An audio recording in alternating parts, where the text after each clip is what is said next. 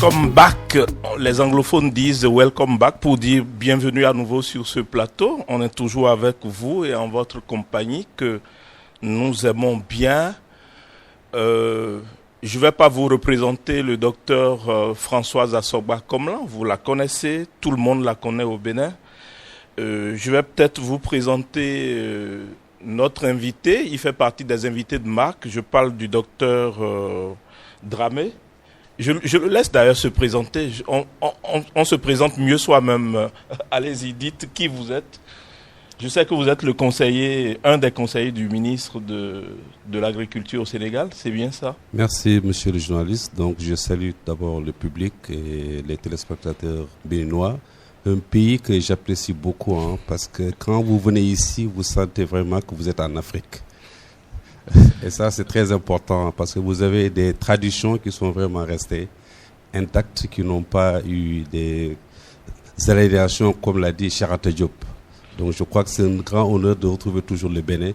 Donc, je me présente, je suis le conseiller technique du ministre de l'Agriculture. Je me nomme Boubacar Dramé, je viens du Sénégal. Et je félicite aussi à l'occasion vraiment tout le comité d'organisation d'avoir pris cette initiative sous-régionale. Parce que nos chefs d'État, ils sont dans l'intégration, mais je crois que quand nous faisons l'intégration à l'échelle de la recherche, c'est quelque chose de très important parce que c'est la recherche qui génère l'innovation et on ne peut pas se développer sans innovation. Merci, Dr Dramé. Je vous présente Issa Amoussou, qui est un grand producteur de tomates. Ça m'a fait plaisir tout à l'heure que Dr Françoise Assogba l'ait reconnu. C'est quelqu'un que je croise dans les grandes rencontres, dans les colloques. Il est un habitué de World Vegetable Center. Je l'ai souvent vu venir à nos rencontres et c'est avec beaucoup de plaisir que je le reçois ce matin sur ce plateau. Merci. Docteur Françoise Assogba Komlan, on parle de filière tomate depuis le début de ce colloque. Est-ce qu'on ne s'est pas facilement installé dans un abus de langage? Est-ce qu'on peut vraiment parler de filière tomate au Bénin? On est entre nous, vous pouvez tout me dire, vous savez. Merci beaucoup, Monsieur Beria. La tomate, c'est bien une filière qui se développe petit à petit. Et comme je l'ai dit au début, si ce n'était pas une vraie filière, ce ne serait pas dans le programme d'action du gouvernement. Depuis la production jusqu'à la consommation, en passant par la conservation et la transformation, l'accès au marché, je crois que si toutes ces étapes sont suivies, c'est bien une filière. Et puisqu'on vous a avec nous, on va profiter. Quelles sont les principales filières agricoles du Bénin? Quelles sont ces filières-là que le gouvernement du Bénin a pointé du doigt et a décidé de faire de ces spéculations agricoles des filières agricoles? Merci beaucoup. J'ai parlé tout à l'heure des filières à haute valeur ajoutée. Nous avons l'ananas, nous avons l'anacarde. Mais aujourd'hui, nous avons des filières émergentes comme le soja, comme le karité. Nous avons les filières conventionnelles qui continuent quand même d'être exploitées, comme le maïs, le manioc. Aujourd'hui, beaucoup plus l'igname qui commence à rentrer dans la danse. Et puis, toutes les autres filières que vous connaissez bien. Je ne vais pas vous laisser aussi vite. Comment est-ce qu'on décide de faire d'une spéculation une filière? En fait, vous décidez entre vous que ça sera une filière ou bien comment vous faites? On veut savoir. En fait, c'est des filières d'intérêt, aussi bien pour la nutrition, pour l'alimentation, mais aussi pour l'exportation. On les décide comme ça parce que le pays a besoin de revenus. Donc, on consomme, mais aussi on regarde l'accès à d'autres marchés domestiques, mais aussi marché international, régional. Donc, c'est comme ça que c'est décidé. Et au niveau de la région, de la sous-région, c'est des filières d'intérêt. Et nous sommes dans l'attente que la tomate soit une filière aussi bien retenue au niveau national, régional que international, parce que nous voulons bien aller dans d'autres marchés autres que ceux régionaux. Monsieur Issa Moussa, vous êtes un grand producteur de tomates. Pour vous, c'est une filière ou bien vous dites, madame, ce matin, là, elle est dans le conventionnel, elle nous dit ce qu'on a envie d'entendre. Je vous remercie beaucoup. Ce que la DGA vient de dire, effectivement, la filière tomate, c'est une filière, effectivement, ce n'est pas une semi-filière. C'est une filière porteuse. C'est une filière porteuse d'avenir, sans quoi nous n'allons pas se mettre au combat, parce que la tomate est une matière que nous, au Bénin, et plus particulièrement à Grand Popo, parce que nous sommes plus de 2000 producteurs qui produisons de la tomate à grande échelle. D'ailleurs, ce que nous avons fait cette année, comme l'avait dit M. Loupila bientôt, vraiment, il a donné une précision à la chose. Si nous ne savons même pas faire, ça ne serait pas seulement le Nigeria qui va nous accueillir sur le marché régional, ça serait peut-être encore d'autres pays. Monsieur Loupeda Jean, que vous connaissez certainement, a annoncé un triplement de la récolte en doigtant Grand Popo. Vous venez de Grand Popo. Est-ce que vous confirmez que cette année, la production sera exceptionnelle? Vraiment, je vous le confirme. Parce que chez nous, à Grand Popo, on n'a pas trop de problèmes des attaques ou de maladies de nos plants.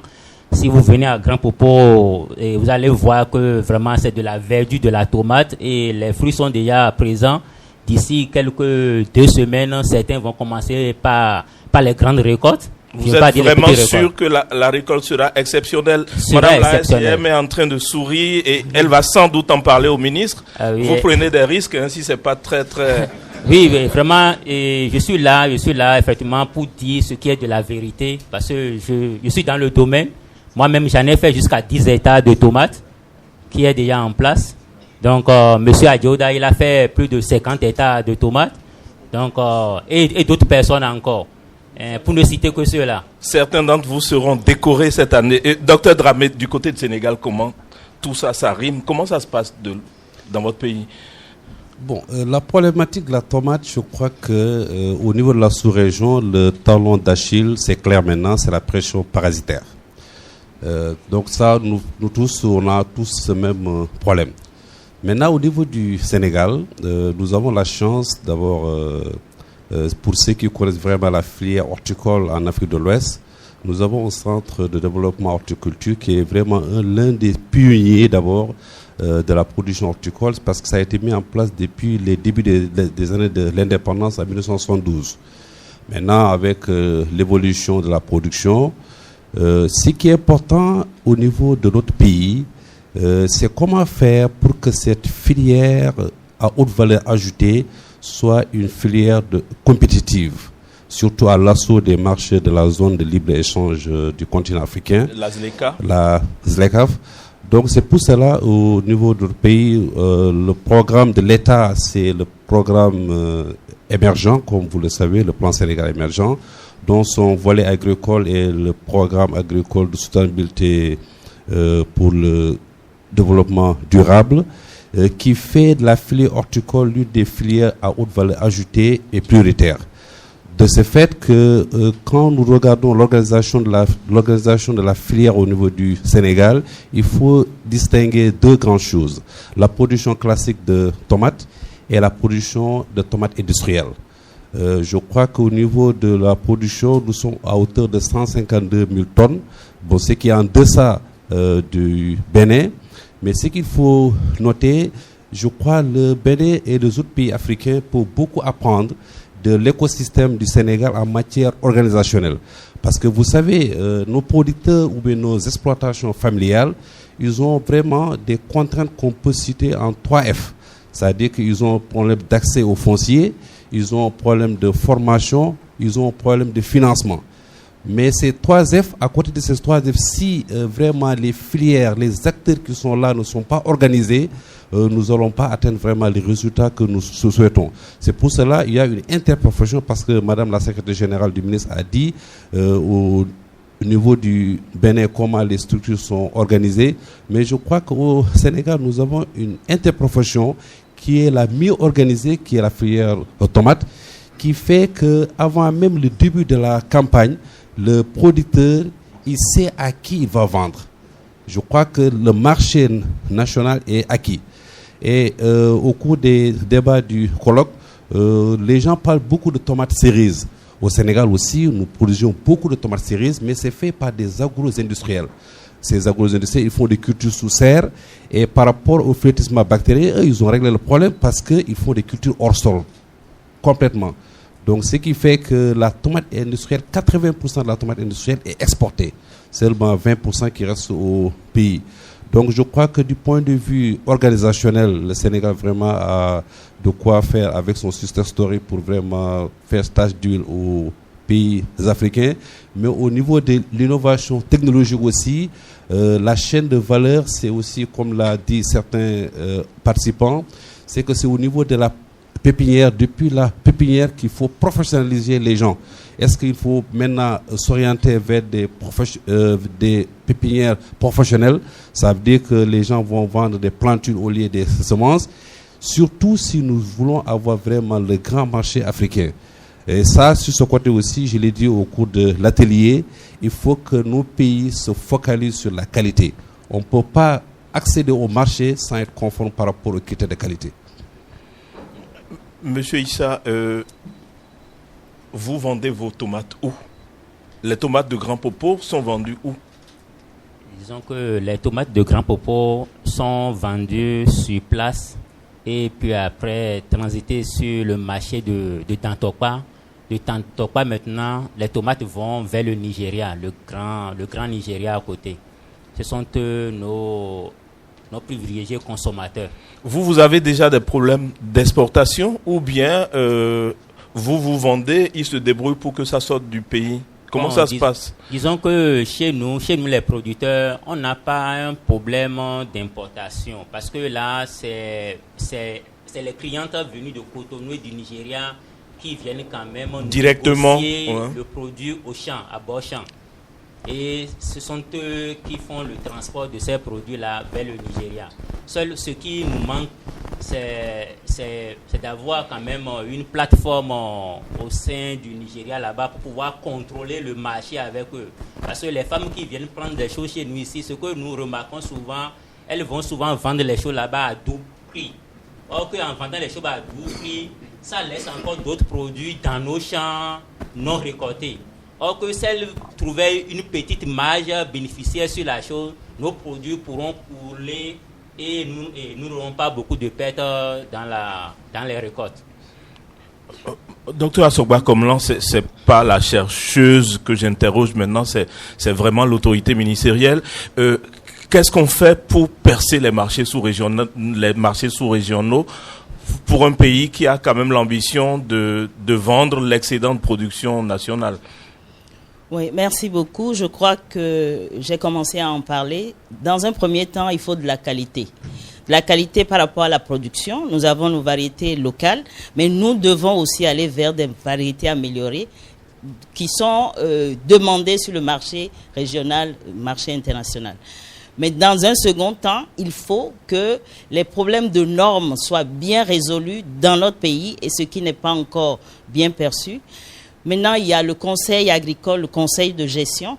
Il y a la digitalisation au niveau de tout ce qui est marché, les prix qu'on retrouve au niveau de certains marchés.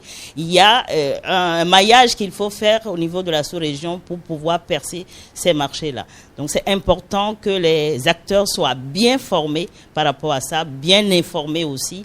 Et nous y travaillons au niveau de l'État. Docteur Dramé, est-ce qu'il y a un marché sous-régional de la tomate, tout au moins un marché dans l'espace ouest africain de la tomate? Vous savez, les chercheurs scientifiques nous ont dit que la tomate, elle se produit sur la base des climats bien déterminés. Et nous avons la chance... Et côté climat, vous êtes gâtés au Sénégal? On est gâtés, mais ce que j'ai entendu au Bénin, c'est très intéressant. Vous pouvez produire la tomate presque pendant toute l'année, selon les zones du pays. Les zones agroécologiques. Les zones agroécologiques du pays. Or, au Sénégal, nous, la production la plus importante, c'est la saison froide. Donc, c'est du mois de décembre jusqu'au mois de mars. Après ça, je crois que la production elle n'est plus importante. Donc, ce qu'il faut vraiment que nos pays africains doivent vraiment se focaliser, c'est essayer de voir pour ce grand marché ouest africain d'abord, voir les pays, les périodes de production étalées au niveau de chaque pays. Essayer de voir quand la production du Sénégal finisse. Madame le secrétaire général a dit que l'information elle est très importante. Il faut que les gens s'informent pour voir les opportunités qui se trouvent dans les autres pays pour pouvoir faire un commerce intra-africain d'abord. Et ça, je crois que si on le fait, je crois que tous nos produits seront écoulés. Je l'ai dit, il ne faut pas que les producteurs se mettent à dire que bon, je vais vraiment faire le pari de la production. Mais pour faire la pari de la production, il faut que les gens sachent qu'avec ces productions, il doit créer de la richesse. Parce que souvent, dans nos projets, je le dis souvent en tant que chercheur, on dit dans nos projets, quand vous voyez à l'entame dès l'introduction, on dit que c'est un projet qui contribue à réduire la pauvreté. Or, je dis qu'il faut que les gens changent de paradigme et disent que ce projet contribue à créer de la richesse. Ça, c'est un autre paradigme que les gens doivent mettre dans nos façons de faire. Donc, ce qui fait que le marché africain, comme l'a dit Thomas Sankara, c'est un grand marché depuis les années 87. Donc, c'est un grand marché où vraiment chaque pays peut jouer sa partition.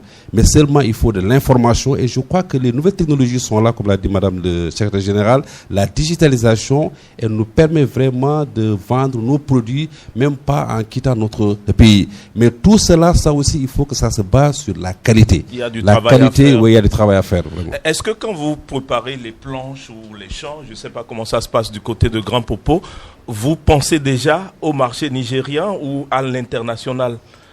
Est-ce le fait de penser que votre tomate ira loin vous amène à être plus strict dans les procédures de production et de préparation de vos champs? D'accord, je vous remercie beaucoup. Et c'est-à-dire que d'abord, dans les temps pluvieux, et disons à partir de mai jusqu'en juillet, quand il pleut beaucoup, et beaucoup de bassins de production du Nigeria, là où ils font de tomates, sont égorgés d'eau. Là, nous avons la chance ici que nous sommes sur le littoral et nous produisons en quantité quand même pour couvrir ce vide-là sur le marché du Nigeria. Quelles tomates ils viennent chercher chez nous? Quand ils viennent, souvent, ils veulent quoi comme tomates? Bon, ils viennent pour des tomates hybrides comme le pétomèche.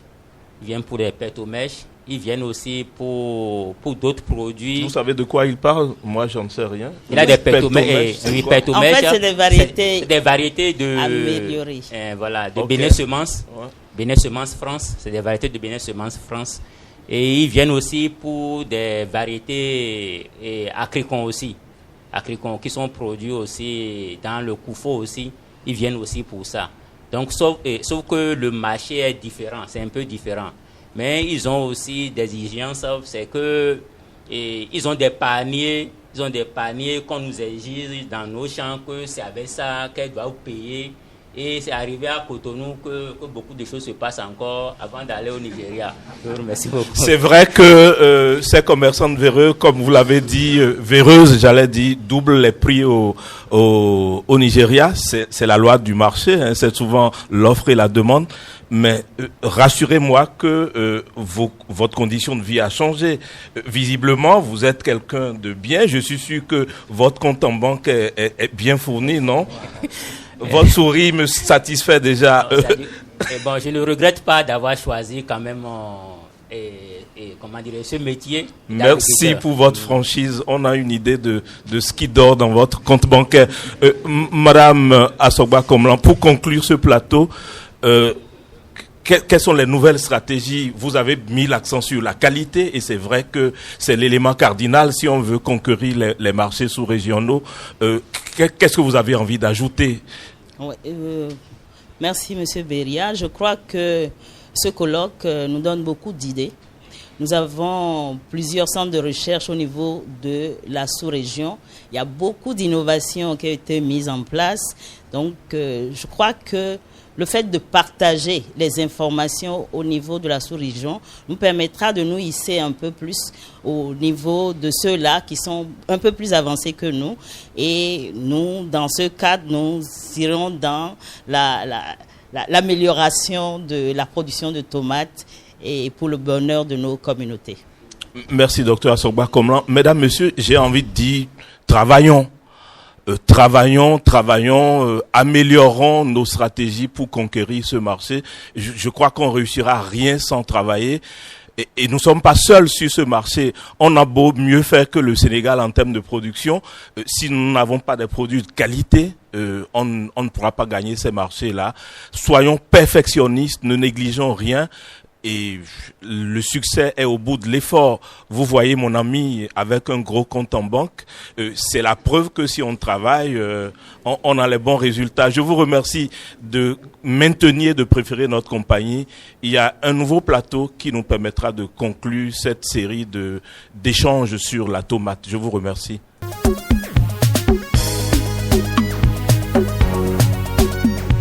Mesdames, Messieurs, bienvenue sur ce plateau. On aime votre compagnie et on reste avec vous.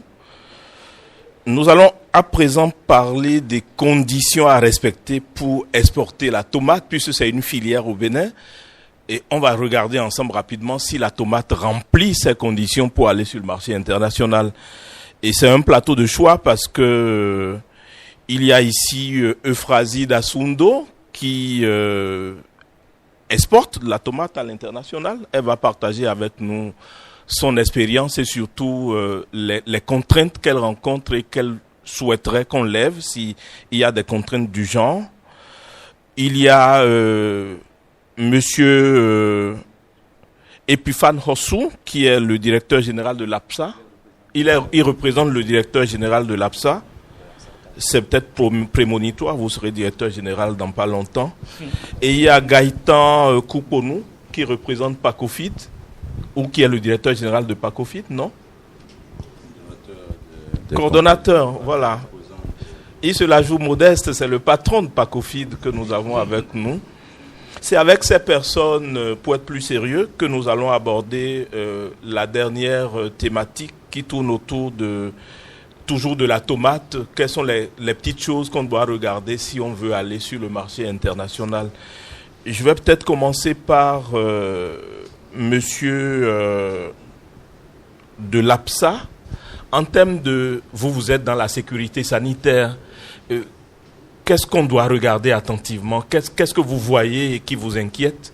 Et où vous avez envie de dire, faisons quand même attention, la tomate, c'est pas n'importe quoi, et le marché international, si on veut le conquérir, il faut plus de rigueur. Parce qu'on parle travail et rigueur ce matin dans la production de tomates. Ok, merci beaucoup. Et la présentation, c'est Monsieur Méou François. Soit Josué. Je suis le responsable qualité de l'Agence béninoise de sécurité sanitaire des aliments. Comme vous venez de le préciser, c'est une agence qui assure la sécurité sanitaire des aliments au niveau de tous les maillons de la chaîne alimentaire, en conformité avec les exigences internationales, en matière d'innocuité des aliments, de la protection des animaux et de la préservation des végétaux. Donc, c'est la mission essentielle. Et comme attribution, l'ABSA a pour mission d'assurer le contrôle et la certification des aliments à l'import, des produits agricoles et agroalimentaires à l'importation et à l'exportation. Comme critère pour pouvoir accéder sur les marchés, il faut remplir les critères de qualité. C'est ça qui est l'essentiel.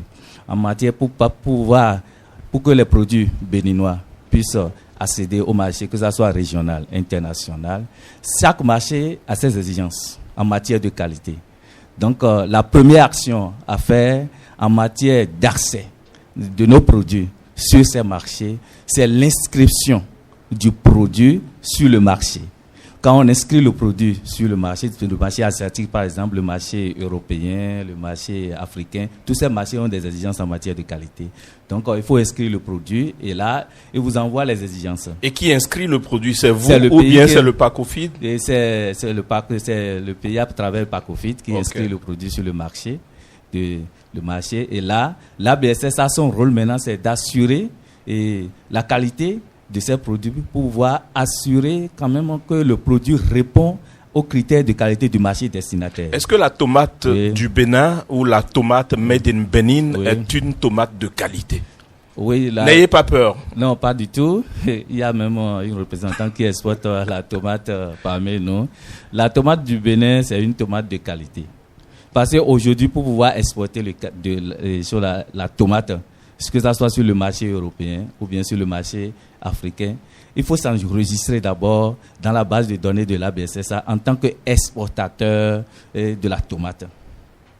Dès que vous êtes inscrit dans le registre des exportateurs de la tomate, là, l'ABSSA envoie maintenant ses inspecteurs faire le contrôle officiel dans les unités de transformation sur les sites de production et faire des prélèvements, envoie les produits au laboratoire, les échantillons de produits au laboratoire, analyse pour voir s'il n'y a pas de contaminants au sein de ces produits et si ça respecte les normes en matière de qualité pour ces pays destinataires et si le résultat est concluant, l'ABSSA vous dérive le certificat sanitaire. Est-ce qu'en matière de normes et de qualité, je parle en général, est-ce que la tomate made in Benin, ça vous donne des maux de tête parce qu'il y a des problèmes ou bien en général, vous avez envie de dire que c'est pas pire qu'ailleurs? Non, la tomate du Bénin ne nous donne pas des maux de tête parce que c'est très apprécié sur les marchés. D'ailleurs, Madame Dassoundou est là, elle n'arrive pas même à couvrir l'offre, à satisfaire la demande au niveau de ces marchés-là. Elle va vous préciser ça tout à l'heure. Monsieur Kouponou, vous avez inscrit le Bénin sur quel marché pour écouler sa tomate? Monsieur Beria, je suis très content de me retrouver sur ce plateau et surtout aux côtés de ses partenaires pour parler de la tomate. Vous savez, Pacofid, c'est le projet d'appui à la compétitivité des filières agricoles et à la diversification des exportations. Absolument. Donc, si vous nous voyez ici en tant que responsable des composantes à pied du Pacofid, je suis très intéressé. Très intéressé parce que dans la stratégie de formulation du Pacofid a bien tenu compte du fait que à l'horizon 2030, tous les produits frais, les fruits frais seront très demandés sur le marché. Donc, Pacofid a voulu prendre les dispositions pour que le Bénin soit au rendez-vous en 2030. Parce que, et nous savons aussi que ces produits ont des exigences de qualité, de conditionnement, et le projet est en train de développer des méthodologies, développer des infrastructures critiques pour régler les problèmes de compétitivité et booster le volume. Et les niches, vous les trouvez où? Les niches sont où? Vous savez, nous sommes en train de mettre sur place un système d'information avec le ministère de l'Agriculture pour le côté tout ce qui est agroécologique et avec la pièce pour les systèmes d'information marché pour que tout opérateur des filières que nous portons ait les informations en temps réel. Les niches, la tomate par exemple, elle est demandée dans telle qualité à tel endroit, en telle période et de telle qualité. Et comme ça, la recherche avec qui nous avons la convention comme l'ABSSA prennent en charge ces indications et nous prépare les acteurs pour répondre à ce marché. En fait, le Pacofid est le premier projet dans le secteur agricole aussi d'envergure et innovant, en sorte que ça vous devrait aider à changer le paradigme. Oui. Nos grands producteurs savent produire des choses et ils en produisent beaucoup, mais ils ne produisent pas toujours ce que le marché recherche. J'ai compris, C'est pour ça, aujourd'hui, nous sommes très contents de cette discussion avec les chercheurs et les acteurs. Ouais. Parce que si les chercheurs font des recherches qui ne servent pas aux acteurs, ça n'aura servi à rien. Personne. C'est pour ça que nous sommes très à l'aise aux côtés de ces organisateurs de ce club pour aider à changer le paradigme. Ça voudra dire que les acteurs doivent vendre avant de produire. Euphrasie Dassoundou, vous êtes une grande productrice et exportatrice de tomates. Je dis productrice parce que vous achetez chez vos producteurs, vous êtes quand même leur principale ambassadrice. Vous vendez vos tomates où? Il a dit tantôt, mon ami de l'ABS, c'est ça que vous n'arrivez même pas à satisfaire la demande. C'est une vue de l'esprit ou bien c'est vrai que vous n'arrivez pas à satisfaire vos carnets de commandes? Merci pour la question. Bonjour à tous. Je suis Euphrasie Dassundo, la responsable de l'entreprise AgroExpress. Nous transformons essentiellement la tomate en purée et en concentré.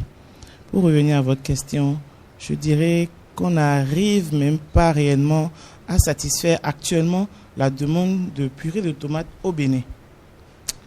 Ah, c'est ça. Déjà au Bénin, vous n'arrivez pas à satisfaire. Ouais. Avant de parler de la sous-région, en fait, ce qui se passe en termes de tomates, c'est que quand le fruit est moins cher sur le marché, les Béninois n'achètent pas les purées de tomates. Je comprends tout maintenant. Ouais. Les Béninois n'achètent pas la purée de tomates quand le fruit est moins cher sur le marché. Donc, pour rester vraiment dans cette filière, c'est qu'il faut avoir les reins un peu solides. C'est-à-dire que vous devez produire en forte saison, stocker et attendre que ça devienne cher pour vendre. Et c'est pas évident. C'est pas évident. C'est vraiment ce qui se passe. Maintenant, quand je dis qu'on n'arrive pas à satisfaire la demande locale, c'est-à-dire que en fonction de nos capacités de production, parce que c'est de l'argent, des millions immobilisés depuis juillet, août, septembre, et il faut attendre l'année qui suit pour vendre. Ouais. C'est pas toujours donné. Donc actuellement, notre marché est quand même en train de s'élargir, et je crois que pour la campagne 2020-2021, où on a fait environ 40 tonnes de tomates, on est tombé en rupture depuis fin avril passé. Wow. Donc là, ça veut dire qu'on a encore du boulot. Ça veut dire qu'il faut rechercher du financement pour transformer plus de purée. Alors, quand je parle de la sous-région, nous parlons des pays comme le Togo, le Niger et la Côte d'Ivoire. Parce qu'au Burkina, ils font aussi beaucoup de tomates et ils nous envoient beaucoup de tomates ici, surtout en début d'année. Donc, vraiment, je crois qu'il y a du marché, qu'il y a du potentiel. Parce que la tomate est un fruit qui est dans le panier de la ménagère béninoise tous les jours. Ouais. Et le travail derrière, vraiment, c'est de pouvoir travailler à produire plus, mais à transformer plus. Parce que transformer plus revient à assurer la sécurité alimentaire des populations pendant la période de pénurie qui va souvent de déjà fin février jusqu'à fin mai. Quand vous vous mettez à transformer la tomate, Madame Dassundo, à quoi pensez-vous aux prescriptions de l'APSA, à vos clients à l'international? Quels sont les critères, quelles sont les choses autour desquelles vous êtes vraiment sans pitié quand il est question de transformer et de conserver la tomate? Cette question me ramène directement aux producteurs. Parce qu'en fait, c'est eux la base de tout ce qui va se passer.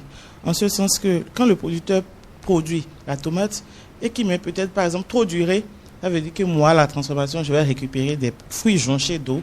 Quand je vais faire l'extraction d'eau, je ne serai pas rentable. Donc, j'ai tout intérêt à ce que ces producteurs-là utilisent les engrais et respectent les normes de production pour qu'on ait de la tomate de qualité. Vous n'êtes pas capable de mettre un gendarme dans toutes les plantations. Comment vous faites? Je ne suis pas capable, effectivement, de le faire. Et c'est d'ailleurs pour ça que je suis, comment je dirais, par...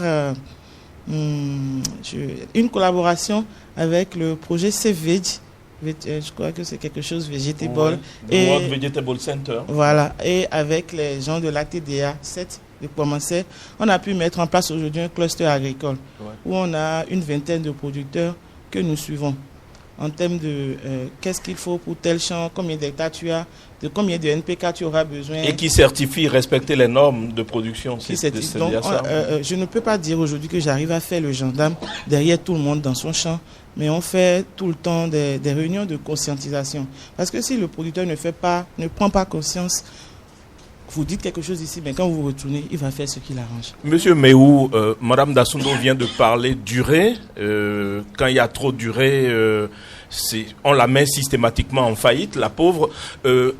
Quels sont les autres petits conseils que vous avez envie de donner aux producteurs? Ils sont nombreux dans cette salle. À quoi est-ce qu'on doit faire attention quand on vise la qualité? Du côté de l'APSA, qu'est-ce que vous regardez? Sur quoi vous êtes intransigeant? Au niveau de l'ABSSA, nous sommes en train de sensibiliser les différents acteurs de la filière tomate sur les producteurs, sur les bonnes pratiques de production. Et c'est quoi ces bonnes pratiques? Les bonnes pratiques, c'est le respect de l'itinéraire technique de la production de tomates.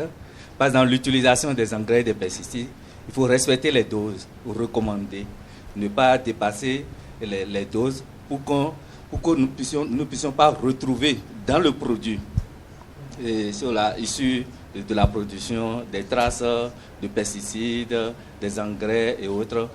Sinon, le produit ne sera pas un produit de qualité. En faisant ma petite enquête, j'ai appris que certains producteurs détournent même les engrais qui sont destinés au coton, qu'on retrouve dans de la tomate et vice-versa. Est-ce que vous confirmez, Madame Dassundo? C'est des choses qui arrivent ou bien... Oui, c'est des choses qui arrivent et même cette année, ça s'est passé comme ça. Ça s'est passé comme ça, des gens... Mais l'engrais qui doit servir au coton ne peut pas être l'engrais qui va servir à la tomate.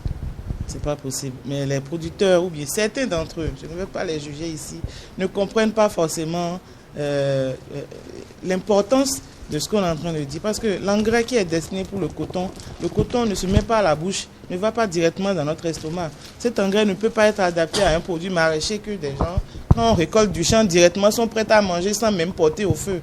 Ça veut dire qu'on est en train de contaminer d'une manière ou d'une autre la population. Et c'est un danger. Monsieur Méou, qu'est-ce qu'on doit faire?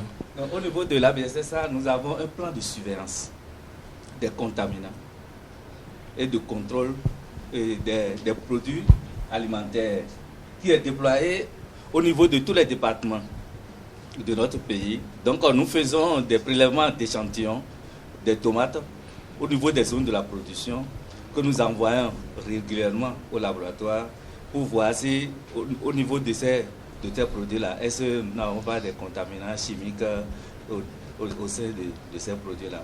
Mais jusqu'à présent, la plupart des échantillons que nous envoyons au laboratoire pour les analyses, il n'y a pas de dépassement du seuil au niveau de ces contaminants, au niveau de la production, au niveau des fruits de tomates.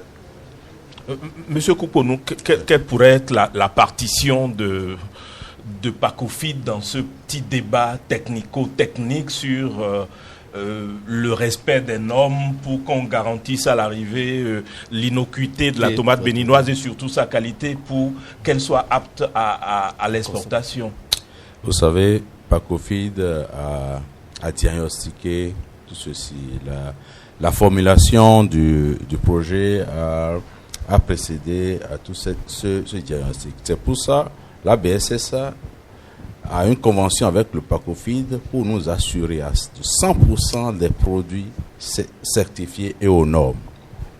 Aussi, ça nous ramène au défi des 3 F évoqué par notre ami sénégalais. Ami sénégalais. Après le foncier, il faut de la formation, il faut professionnaliser nos acteurs. Il faut qu'ils soient de businessmen. Un businessman n'a pas peur d'investir dans l'intrant s'il sait qu'il va vendre. À l'arrivée. Donc, il faut que...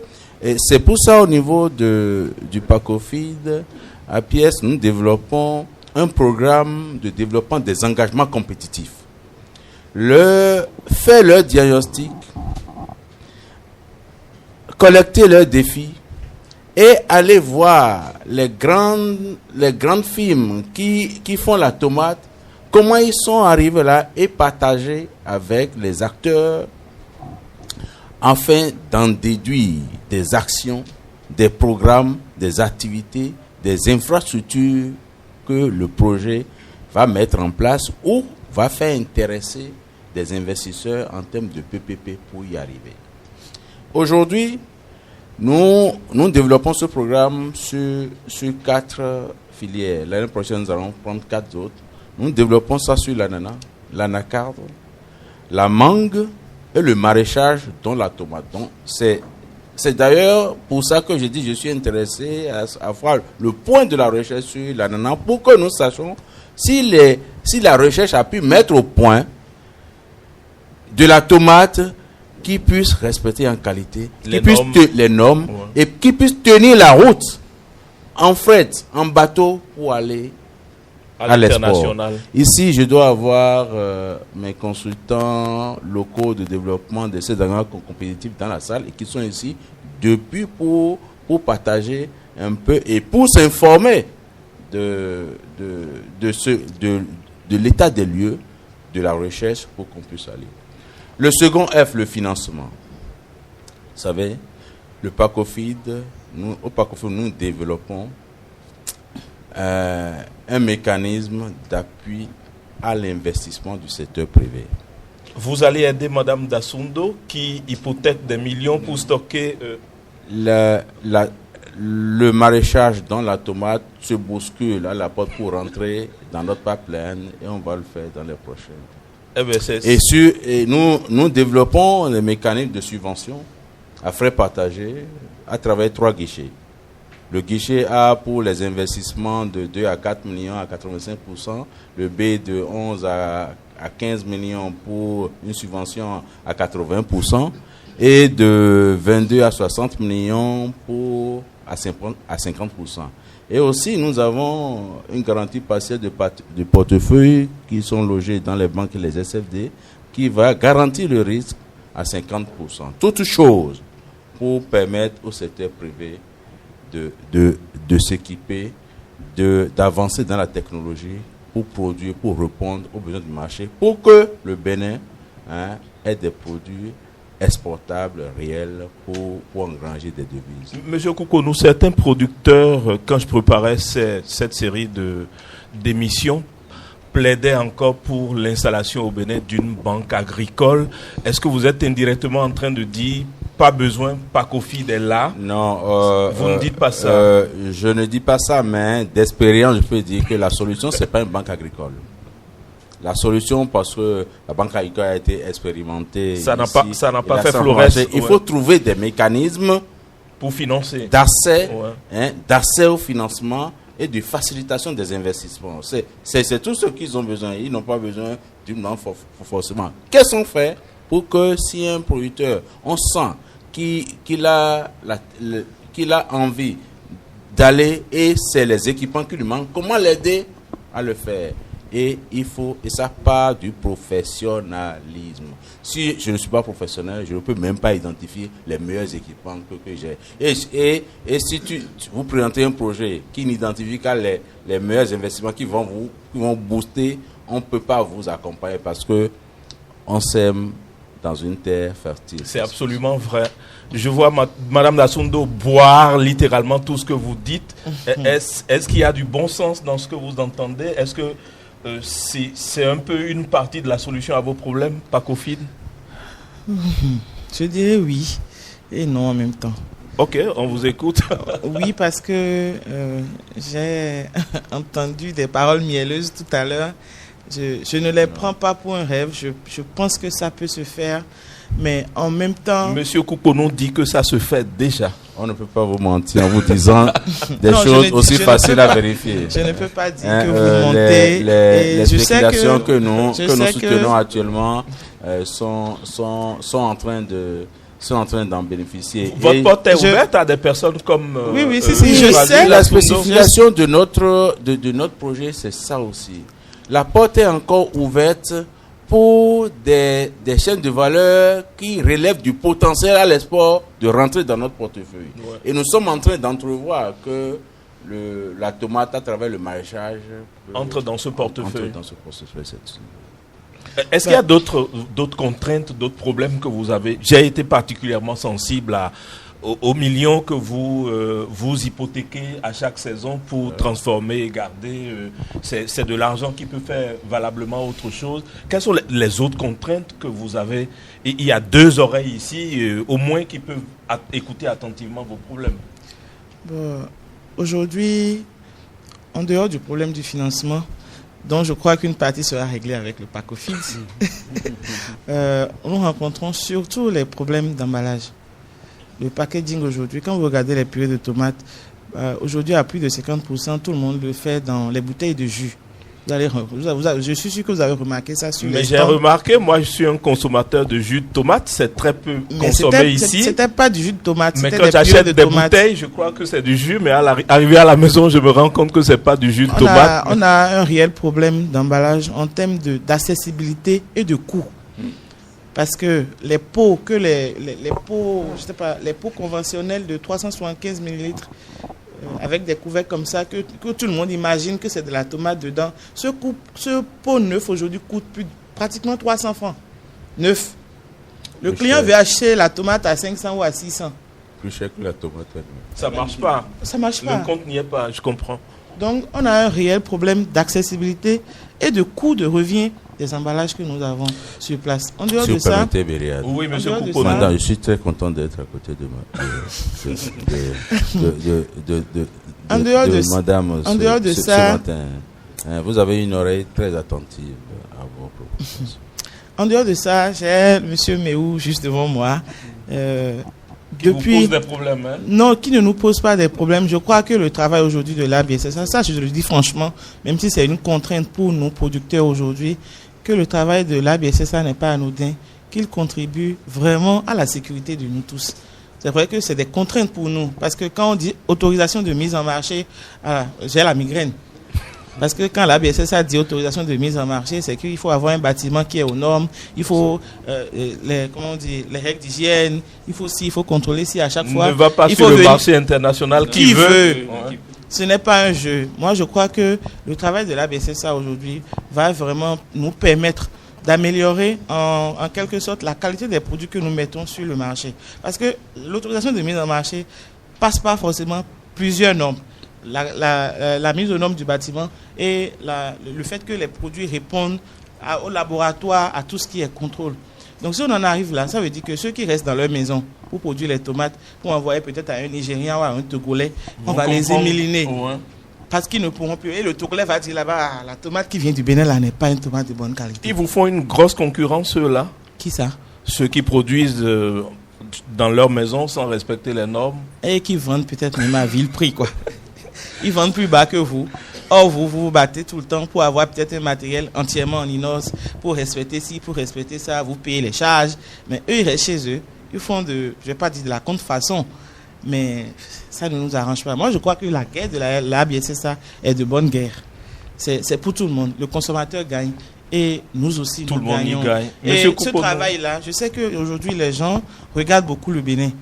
Et ce travail-là que la BSSA est en train de faire, en fait, est une protection pour nous sur le marché international. Ils vont se dire, tiens, au Bénin, la qualité, ça se surveille. Ouais, voilà. Ouais. Monsieur Koupono, vous êtes vraiment sensible à tout ce qu'elle dit, je l'ai remarqué. Oui, très sensible. Quand madame pose le problème des emballages, c'est valable pour toutes les produits, pour toutes nos chaînes de valeur. Et d'ailleurs, le travail qui est en train d'être fait dans le programme de développement des engagements compétitifs doit déboucher sur des actions, des projets critiques pour régler ce problème-là, parce que ça constitue une contrainte à la compétitivité de tous nos produits. Si nous n'arrivons pas à avoir des emballages de qualité interne et le gouvernement, à travers la pièce, peut appuyer les investisseurs qui veulent investir dans ce domaine pour régler ce